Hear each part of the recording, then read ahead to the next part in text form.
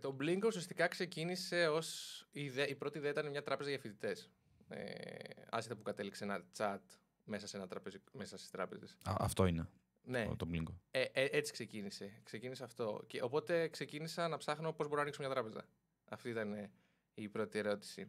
Surprisingly, δεν είναι τόσο δύσκολο να ανοίξει μια τράπεζα. Μάλλον υπάρχουν δύο άδειες. Υπάρχει η τραπεζική άδεια που είναι πολύ ακριβή και υπάρχει και η άδεια ηλεκτρονικού χρήματος που απλά μεταφέρεις χρήματα. Δεν μπορείς να πουλάς χρέος. Αυτή είναι η μεγάλη διαφορά. Οπότε, εμείς είδαμε πώς μπορούμε να βγάλουμε άδεια ηλεκτρονικού χρήματος. Δεν χρειάζεται να την εκδώσουμε εμείς. Μπορούμε απλά να την νοικιάσουμε από μια εταιρεία που την έχει εκδώσει ήδη. Και από εκεί που νομίζει ότι τελικά θέλει εκατομμύρια για να ανοίξει ένα τέτοιο είδους πρόγραμμα, μπορεί να ξεκινήσει με μια συνδρομή των 2-3 χιλιάδων ευρώ το μήνα. Το οποίο είναι πιο φθηνό από το να ανοίξει μαγαζί στο κέντρο της Θεσσαλονίκης, ας πούμε, στην παραλιακή. Okay. Όταν σε κάποιον λες, σκεφτόμουν πώς να ανοίξω μια τράπεζα, ακούγεται κάπως η αλήθεια. Ναι, ναι. Αλλά τώρα που μου το εξήγησε λίγο, μου φάνηκε λίγο πιο βατό. Πώς ξεκινάς μετά? Λες, πώς καταλήγει το Blingo να είναι chatbot ουσιαστικά για τράπεζες? Ουσιαστικά, όπως κάνει μια οποιαδήποτε startup που σέβεται τον εαυτό της, πειραματίζεται, μιλάει με τους πελάτες της, βλέπει τι χρειάζεται η αγορά και τι δεν χρειάζεται η αγορά και καταλαβαίνει ότι η πρώτη ιδέα που είχα δεν είναι απαραίτητα αυτό που χρειάζεται η αγορά και it's okay, μπορώ να το μετατρέψω. Είχαμε χτίσει μια καλή ομάδα, ξεκινήσουμε από εκεί. Δηλαδή, είχα δύο πάρα πολύ καλούς φίλους, τον Κάρος και τον Δημήτρη, οι οποίοι είναι στην τεχνητή νοημοσύνη, είναι στην πληροφορική. Οπότε, σαν ομάδα ήμασταν μια χαρά. Ξεκινήσαμε, μιλήσαμε με τράπεζες, μιλήσαμε με κόσμο, μιλήσαμε με φοιτητές, είδαμε τι περνάει, τι δεν περνάει. Αλλάξαμε το προϊόν. Ουσιαστικά πήγαμε από τράπεζα για φοιτητές σε budgeting app. Ήταν η επόμενη μεταμόρφωση της εταιρείας.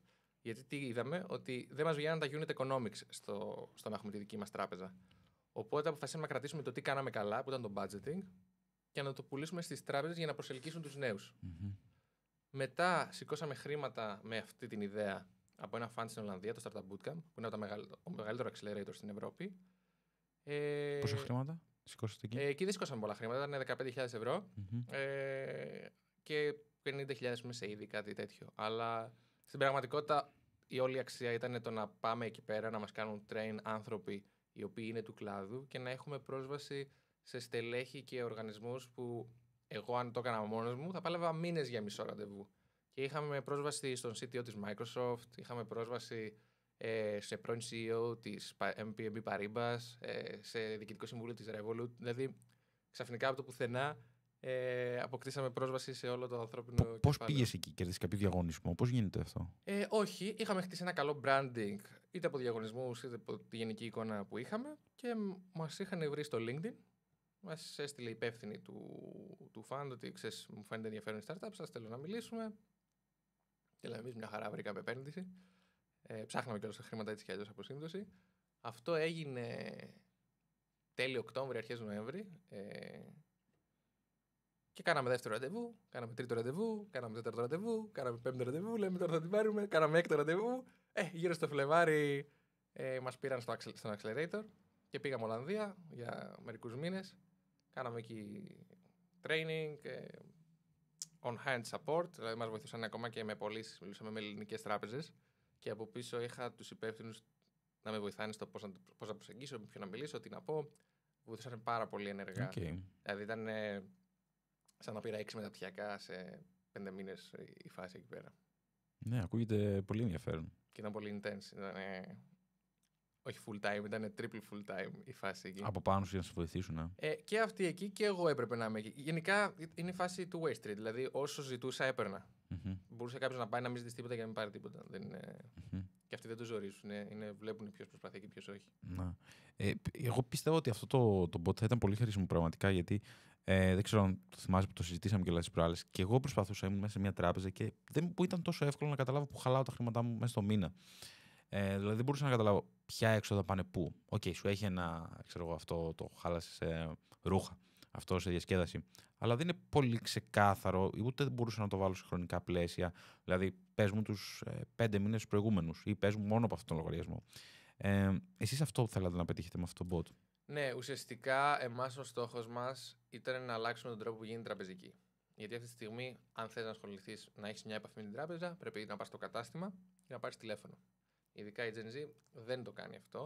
Θέλαμε να αλλάξουμε by design τον τρόπο που γίνεται αυτό. Και πώς θέλαμε να το κάνουμε αυτό? Φτιάξαμε ένα AI chatbot, το οποίο ήξερε τις τραπεζικές σου συναλλαγές, ήξερε που ξοδεύεις τα χρήματά σου, πόσα χρήματα ξοδεύεις, κατανοούσε αυτά τα πράγματα και είχε σαν αποτέλεσμα να μπορεί να σε καθοδηγήσει, να σου πει πού ξοδεύεις, πού δεν ξοδεύεις, τι μπορείς να κάνεις. Οκ, ξοδεύω εκεί και τι να κάνω γι' αυτό. Μπορείς να κάνεις 1, 2, 3. Πέρα από αυτό, μπορούσε να ρωτήσει για τα τραπεζικά προϊόντα. Τι είναι μια πιστωτική κάρτα, τι σημαίνει επιτόκιο, τι σημαίνει πρόωρο αποπληρωμή ενός δανείου. Να ρωτήσεις οτιδήποτε θέλεις, οπότε είναι και financial education ταυτόχρονα, για να μπορέσεις να χτίσεις μια καλύτερη επαφή με την τράπεζα. Και ήταν ένα private banker για όλους, σαν concept. Παρ' όλα αυτά, να πω ότι αυτή η εταιρεία μάλλον πάει προς το σβήσιμο αυτή τη στιγμή, καθώς ο κύκλος πωλήσεων σε ένα τέτοιο προϊόν είναι πάρα πολύ μεγάλος.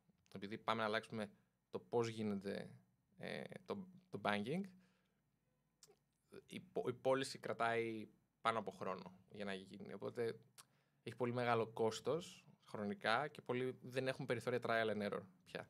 Οπότε μάλλον αυτό το project θα σβήσει. Παρ' όλα αυτά η ομάδα θα μείνει και θα κάνουμε άλλα πράγματα σύντομα. Okay. Έχει ενδιαφέρον ότι παίρνεις πολλά μαθήματα ακόμα και σβήνει ένα project για τον ΑΒ λόγο, όχι απαραίτητα μπορεί να φταίτε εσείς ή κάποιος άλλος τέλος πάντων, αλλά έχεις πάρει τόσα μαθήματα, μου λες εκεί πέρα πήγες 3 μήνες και ήταν λες και έκανες μεταπτυχιακά.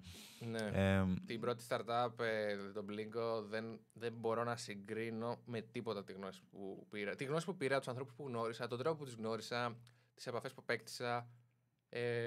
Το ROI στην πρώτη startup δεν περιγράφεται. Δεν ξέρω αν θα ξαναπάρω τόση αξία. Δεν είναι τρομερό αυτό να φτάνεις να κλείνεις ουσιαστικά, να αποτυγχάνει ας πούμε το startup σου, αλλά πρακτικά να έχεις πάρει τόσα μαθήματα που το επόμενο business μπορεί να είναι 1000 φορές πιο μπροστά από ότι αυτό το οποίο έκανες τώρα. Και γι' αυτό είναι το πιο σημαντικό πράγμα για έναν επιχειρηματία που ξεκινάει σήμερα, ότι η οικονομική αποτυχία ενός project δεν κάνει αποτυχημένο τον επιχειρηματία.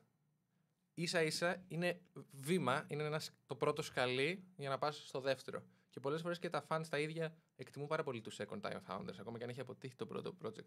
Αρκεί να καταλαβαίνεις τι σου γίνεται, γιατί απέτυχε, να έχεις κατανόηση της αγοράς. Ναι.